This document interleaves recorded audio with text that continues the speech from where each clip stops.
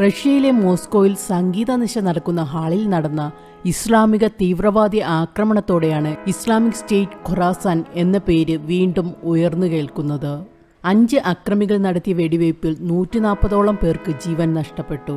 പലരും ആശുപത്രികളിൽ ജീവൻ മരണ പോരാട്ടത്തിലാണ്. ഇസ്ലാമിക് സ്റ്റേറ്റ് ഖൊറാസാൻ ഭീകരാക്രമണത്തിന്റെ ഉത്തരവാദിത്വം ഏൽക്കുക മാത്രമല്ല, വെടിവയ്ക്കുന്ന ദൃശ്യങ്ങൾ സോഷ്യൽ മീഡിയയിൽ പ്രചരിപ്പിക്കുകയും ചെയ്തു. ഈയിടെയായി ഇസ്ലാമിക തീവ്രവാദികൾ ആക്രമണത്തിന് തയ്യാറാകുമ്പോൾ ദൃശ്യങ്ങൾ പകർത്താനുള്ള സംവിധാനവും ഒരുക്കിയാണ് പോകുന്നത്. ഹമാസ് ഭീകരരും സംഗീത പരിപാടി നടക്കുന്നിടത്ത് കയറി ആക്രമണം അഴിച്ചുവിട്ടപ്പോഴും അതിൻ്റെയൊക്കെ ദൃശ്യങ്ങൾ സോഷ്യൽ മീഡിയയിൽ ഷെയർ ചെയ്തിരുന്നു. മനുഷ്യൻ ജീവൻ രക്ഷിക്കാനായി നാലുപാടും അലറി വിളിച്ചോടുന്ന ദൃശ്യങ്ങൾ ഇവർക്കേറെ ആത്മസംതൃപ്തി നൽകുന്ന ഒന്നാണ്. കുട്ടികളോട് പോലും ഇവർ യാതൊരുവിധ ദാക്ഷിണ്യവും കാണിക്കാറില്ലെന്നതാണ് വസ്തുത. ഇതോടെയാണ് ISIS തീവ്രവാദികളുടെ ക്രൂരതകൾ കേട്ടുപഴകിയവർ ISK എന്താണെന്ന് അന്വേഷിച്ചു തുടങ്ങിയത്. ഇന്നത്തെ പാകിസ്ഥാനും ഇറാനും അഫ്ഗാനിസ്ഥാനും മധ്യേഷ്യയും ചേർന്നു വരുന്ന മേഖലയുടെ പഴയ പേരാണ് ഖൊറാസാൻ. പാകിസ്ഥാൻ താലിബാനിൽ നിന്ന് പിണങ്ങിപ്പിരിഞ്ഞു പോയ ചിലർ ചേർന്നാണ് 2014കളുടെ അവസാനത്തിൽ ഈ പ്രദേശം കേന്ദ്രീകരിച്ച് IS ഖൊറാസയ്ക്ക് രൂപം നൽകിയത്. IS തലവൻ ബാഗ്ദാദിയോട് കൂറു പ്രഖ്യാപിച്ച ഇവർ ISന്റെ അഫ്ഗാനിസ്ഥാനിലെ ഒരു ഉപവിഭാഗമായി പ്രവർത്തനം ശക്തിപ്പെടുത്തുകയായിരുന്നു. കഴിഞ്ഞ ദിവസം ആസാമിൽ നിന്നുപോലും ഒരു എഞ്ചിനീയറിംഗ് ബിരുദധാരി ഇവരിൽ ആകൃഷ്ടനാവുകയും കൊല്ലും കൊലയും ചെയ്യാനായി പുറപ്പെടുകയും ചെയ്തു.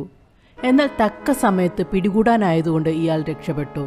കേരളത്തിൽ നിന്നും ധാരാളം പേർ IS ഖൊറാസാനിൽ ചേർന്നതായുള്ള അഭ്യൂഹങ്ങൾ പരക്കുന്നുണ്ട്. കാബൂളിലെ ഷിയ വിഭാഗക്കാർ കൂടുതലുള്ള പ്രദേശത്തെ ആശുപത്രിയിലെ പ്രസവ വാർഡിൽ കയറി ഇവർ നടത്തിയ നരനായാട്ടിലൂടെയാണ് ഈ ഭീകര സംഘടനയെക്കുറിച്ച് പുറത്തറിഞ്ഞു തുടങ്ങിയത്. ഗർഭിണികളെയും കുട്ടികളെയും അടക്കം 16 പേരെയാണ് ഇവർ നിർദാക്ഷിണ്യം കൊന്നൊടുക്കിയത്. തുടർന്ന് തങ്ങളുടെ ഭീകരപ്രവർത്തനത്തിന്റെ തീവ്രത അറിയിക്കാനായി അഫ്ഗാനിസ്ഥാനിലെയും പാകിസ്ഥാനിലെയും ആരാധനാലയങ്ങളിലും പൊതുവിടങ്ങളിലും ഇവർ നടത്തിയ സ്ഫോടനത്തിൽ നിരവധി സാധാരണക്കാർ കൊല്ലപ്പെട്ടിരുന്നു. ഈ സംഘടനയുടെ ഭീകരത പടർന്നു പിടിക്കുന്ന സമയമായിരുന്നു അത്. ഇടയ്ക്ക് കൊറോണ വന്നതോടുകൂടി ഇത്തരക്കാർ മാളങ്ങളിലൊതുങ്ങിയതാണ്. 2021 കാബൂളിലെ രാജ്യാന്തര വിമാനത്താവളത്തിൽ ചാവേർ ആക്രമണം നടത്തി ഇവർ വീണ്ടും സജീവമായി. ഇവർ നടത്തിയ ചാവേർ ആക്രമണത്തിൽ 13 US സൈനികർക്കും 170 സാധാരണക്കാർക്കുമാണ് ജീവൻ നഷ്ടപ്പെട്ടത്. ഇതോടെ ഇവർ വീണ്ടും രാജ്യാന്തര ശ്രദ്ധയിലേക്ക് വരികയായിരുന്നു. ഇപ്പോൾ ഉയർന്നുവരുന്ന ചോദ്യം ഇസ്ലാമിക് ജിഹാദികൾ എന്തുകൊണ്ടാണ് വ്ളാഡിമിർ പുടിനെതിരെ തിരിഞ്ഞതെന്നാണ്. പല ഭാഗങ്ങളിൽ നിന്നും പലതരം വിശദീകരണങ്ങൾ വരുന്നുണ്ട്. ഇസ്ലാമിക് സ്റ്റേറ്റിനെതിരെ നിലകൊണ്ടിരുന്ന സിറിയൻ പ്രസിഡന്റ് ബാഷർ അൽ അസദിനെ പിന്തുണച്ച് 2015 പുടിൻ രംഗത്തെത്തിയിരുന്നു.